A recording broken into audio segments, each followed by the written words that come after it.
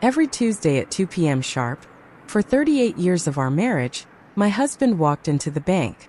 Whether it was pouring rain or a clear sky, whether he felt well or not, he never missed that appointment. When I would ask him about it, he'd simply kiss my forehead and offer the same explanation. "I'm just keeping our future safe, Maggie." I believed him. Why wouldn't I? Bob was an accountant after all.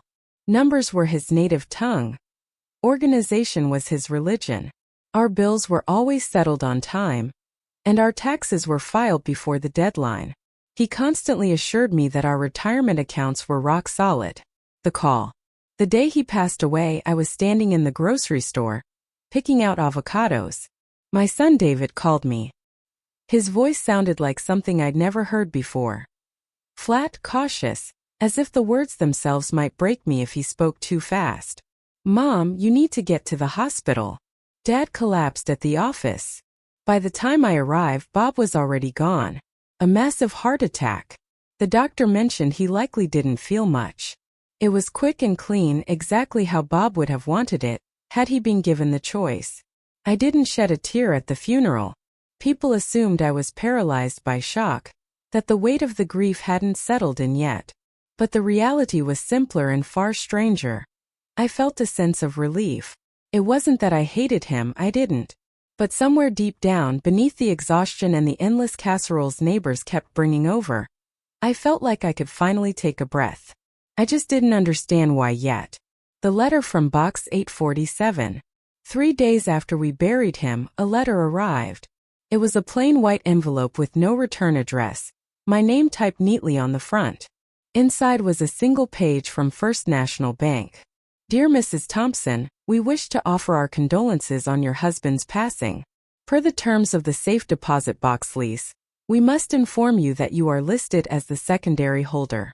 The box was paid through the end of the year, and they asked me to arrange access." I read that letter 3 times. We had a safe deposit box? In nearly 4 decades, Bob had never mentioned it once. I called that afternoon. The woman on the phone was professional and polite. Yes, the box was registered to Robert Thompson, with Margaret Thompson as the co-holder. Yes, I could come in. Was Thursday at 10 a.m. all right? I spent the next 2 days moving through our house like a ghost. I opened drawers Bob had organized and looked at files labeled in his precise, steady handwriting. Everything appeared normal, perhaps too normal. It felt like a stage set designed to look like a life. The missing numbers. David stopped by on Wednesday evening. He looked drained, his tie loose and his eyes bloodshot. He had taken his father's death incredibly hard. "Mom," he said, sitting in the kitchen chair that used to be Bob's, "we need to discuss Dad's finances. I've been looking through his office files, and things aren't adding up." My stomach twisted. "What do you mean?" He pulled out a folder containing bank statements and investment reports I had never laid eyes on. "Did you know Dad had 3 separate checking accounts?" 3? No, we only had the joint account. "Had, Mom." Past tense. He pointed to the figures. One account had been empty for 6 months. Another had been closed a year ago. The third had a balance of exactly $43. The room seemed to tilt. "That's impossible," I whispered. "Our retirement alone should be over $400,000. David's expression told me everything before he even spoke. "Mom, I can't find it. Any of it. The vault." That night sleep never came.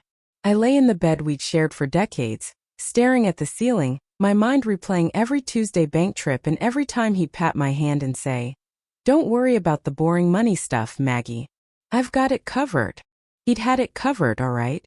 Thursday morning was gray and cold. I dressed with care, choosing a navy blazer and slacks, armor, not morning clothes. David offered to join me, but I refused. Whatever was inside that box, I needed to face it alone first. The bank was a modern structure of steel and glass. Patricia, the manager, met me at the door with a sympathetic, professional smile. She led me down a hallway to the vault. The safe deposit boxes lined the walls like metal teeth.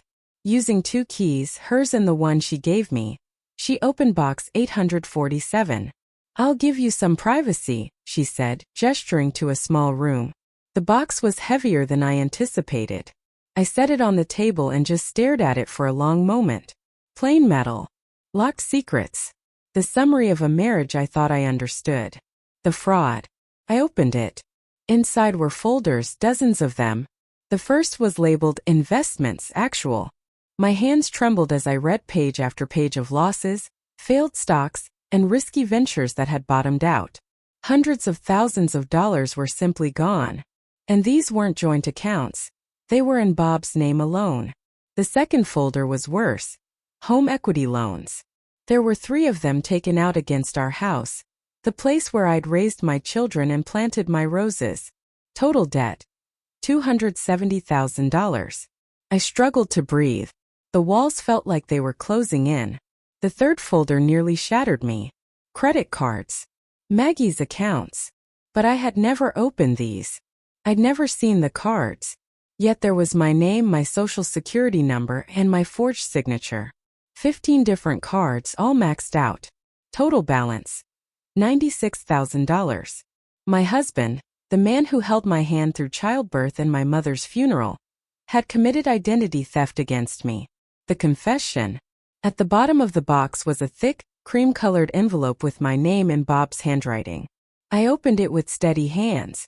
The grief and shock had burned away, replaced by something cold and clear.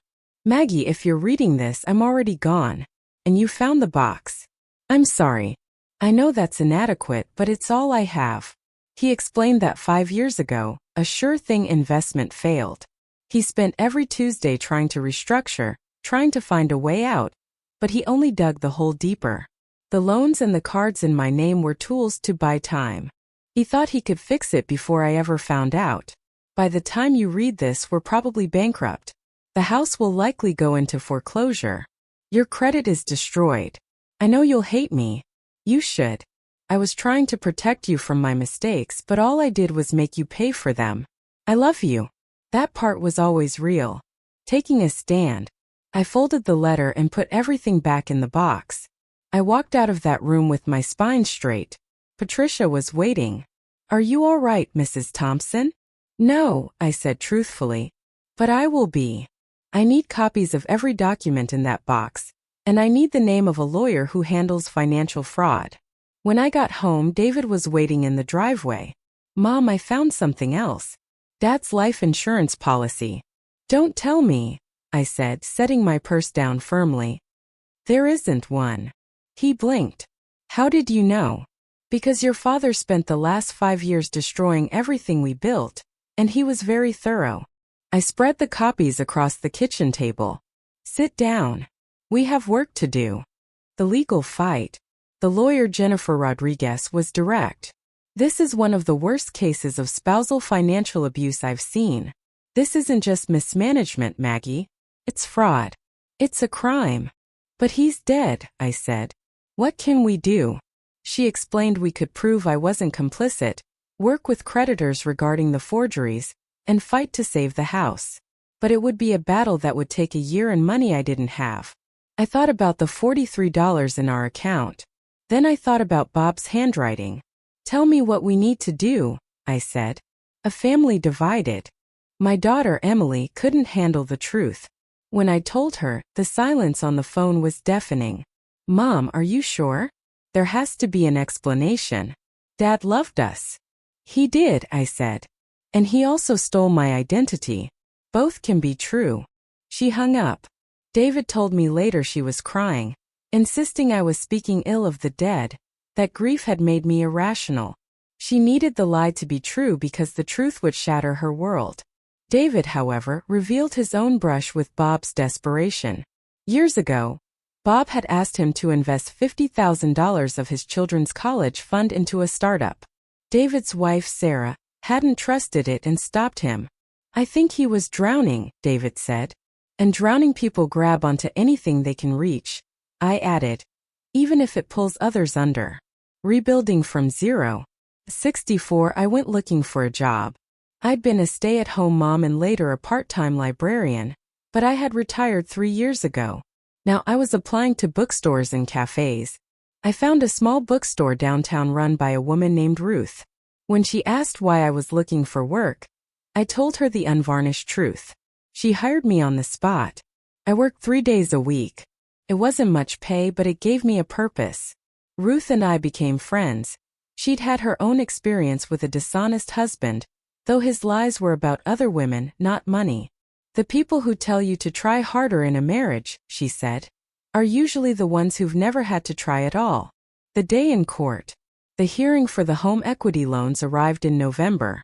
Emily still wasn't speaking to me. In the courtroom, the bank's lawyer tried to argue that I had benefited from the marriage and the house, even if I hadn't signed the papers. Jennifer destroyed that argument. She presented the forged signatures, the expert testimony, and Bob's own written confession. When I took the stand, the bank's lawyer asked if I was just naive. I trusted him, I replied, meeting his eyes. That is not the same as consenting to fraud. He hid his mistakes behind my trust, behind 38 years of me believing that love meant not questioning the things he told me not to worry about. The judge ruled in my favor. The loans were voided. The liens were released. We had won.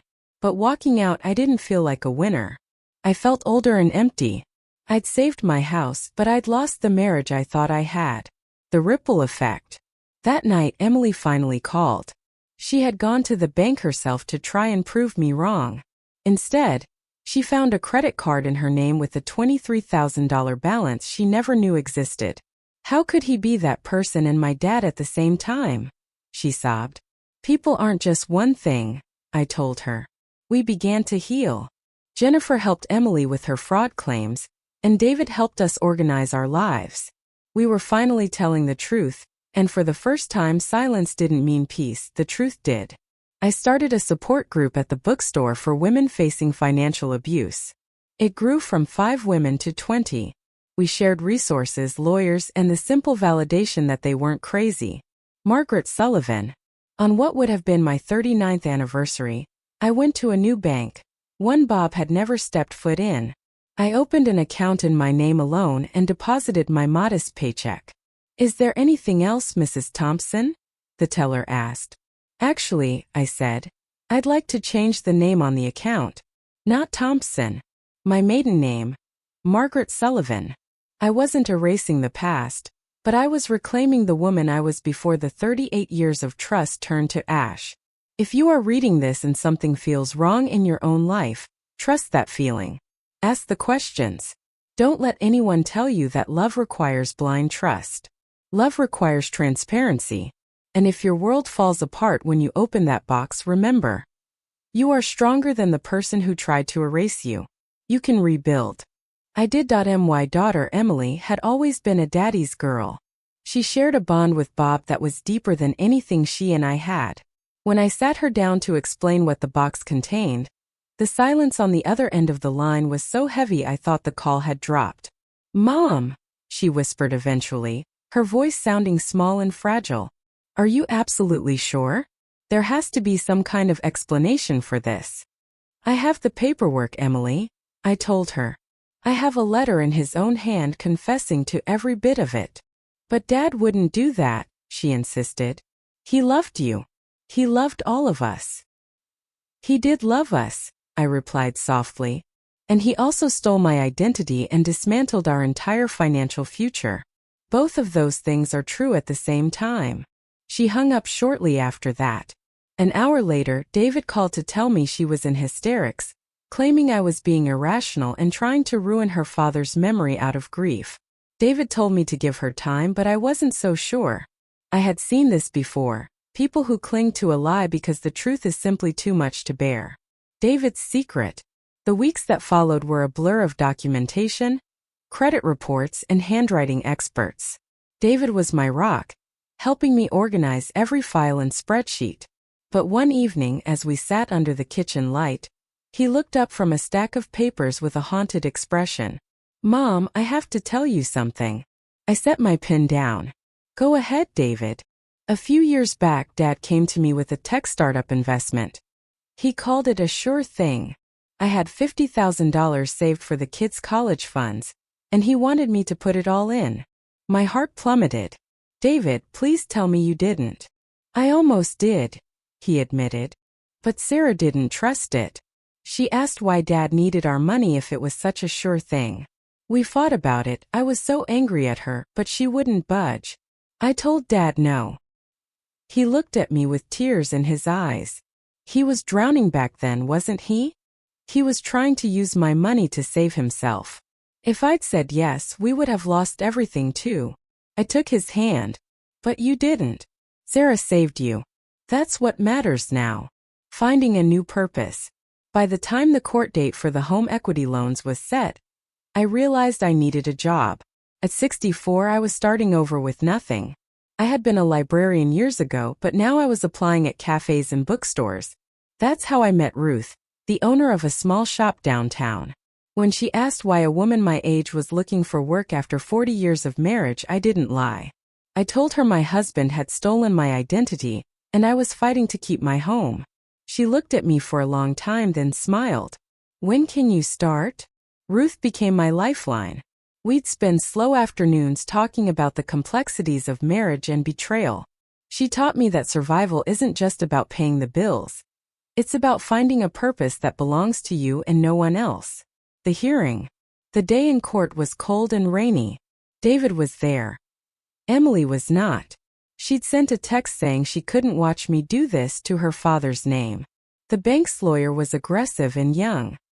He tried to argue that because I lived in the house, I had benefited from the loans, whether I signed for them or not. But my lawyer, Jennifer, was brilliant.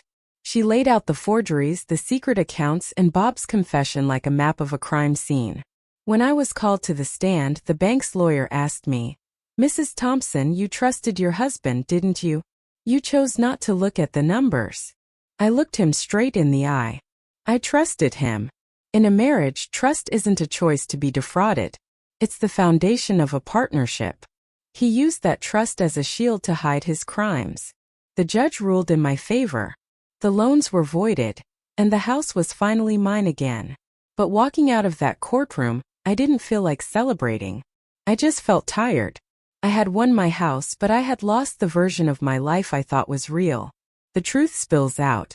The real turning point came a few nights later when Emily called. She was sobbing. "Mom, I went to the bank today. I wanted to prove you were wrong about Dad." She took a shaky breath. "But he had a credit card in my name too. I never saw it, never signed for it. $23,000, Mom. My credit is ruined." "Oh, Emily," I whispered. Even from the grave, Bob's secrets were still coming for us. "I'm so sorry I didn't believe you," she cried. "How could he do this?" "He was a good father in many ways," I said. "And he was also a man who made desperate, terrible choices. We have to learn to live with both truths." A new beginning. Over the next year, the bookstore became a sanctuary. Not just for me, but for others. Ruth and I started a support group in the back room. We called it a circle of truth. It started